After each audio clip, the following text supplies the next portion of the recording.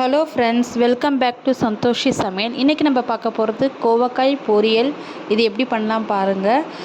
முதல்ல கோவக்காய் இந்த மாதிரி உங்களுக்கு என்ன ஷேப் வேணுமோ அந்த மாதிரி நீங்கள் கட் பண்ணிக்கலாம். நீங்கள் இப்போ பானலி சூடாயிடுச்சு. கடுகு, கொஞ்சம் கருவேப்பிலை நான் இதில் ஆட் பண்ணிக்கிறேன். இது நல்லா பொரிஞ்ச பிறகு கோவக்காய் இதில் ஆட் பண்ணி விட்டு நல்லா கலந்து விட்டுக்கலாம். கோவக்காயில் ரிச் அயன் கண்டென்ட் இருக்குது. கம்பல்சரி வீக்லி ஒன்ஸ் அது எல்லாருமே கம்பல்சரி வீட்டில் நம்ம சாப்பிடக்கூடிய ஒரு காய்களில் இது கம்பல்சரி நீங்கள் ஆட் பண்ணிக்கோங்க. ரொம்பவே ஹெல்த்தியும் கூட. இப்போ எண்ணெயில் ஒரு வதக்கி விட்டுட்டு இந்த மஞ்சப்பொடி, தேவையான அளவு உப்பு, மஞ்சப்பொடி கொஞ்சம் கூடவே சேருங்க. உடம்புக்கு ரொம்ப நல்லது.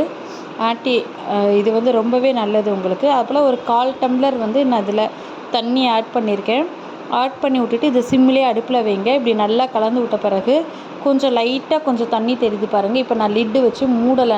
இப்போ நான் திறந்தே வச்சிடுறேன். ஒரு 2-3 மினிட்ஸ் திறந்தே வச்ச பிறகு அந்த தண்ணியெல்லாம் வற்றின பிறகு இல்லை சாம்பார் பொடி நான் ஒரு ஃப்ளேவருக்கு ஆட் பண்ணியிருக்கேன். கூட கொஞ்சம் காரப்பொடி, தூக்கலுக்கு காரத்துக்கு காரப்பொடி ஆட் பண்ணியிருக்கேன். பெருங்காயமும் நீங்கள் ஆட் பண்ணிக்கோங்க. வேணுன்னா தனியா ஜீரகம் கொஞ்சம் நீங்கள் ஆட் பண்ணிக்கலாம். இப்போ நல்லா கலந்து விட்டுட்டிங்கன்னா சுவையான கோவக்காய் பொரியல் ரெடி ஆச்சு. கண்டிப்பாக ட்ரை பண்ணுங்கள். இந்த வீடியோ உங்களுக்கு பிடிச்சிருக்குன்னு நினைக்கிறேன். உங்களுக்கு தேங்காய் துருவல் நீங்கள் லாஸ்ட்டில் இதில் ஆட் பண்ணிக்கோங்க. மறக்காமல் சந்தோஷமில் சப்ஸ்கிரைப் பண்ணுங்கள். உங்கள் ஃப்ரெண்ட்ஸ் அண்ட் ஃபேமிலிக்கு ஷேர் பண்ணுங்கள். இந்த வீடியோ உங்களுக்கு பிடிச்சிருக்குன்னு நினைக்கிறேன். Okay, thank you, bye bye.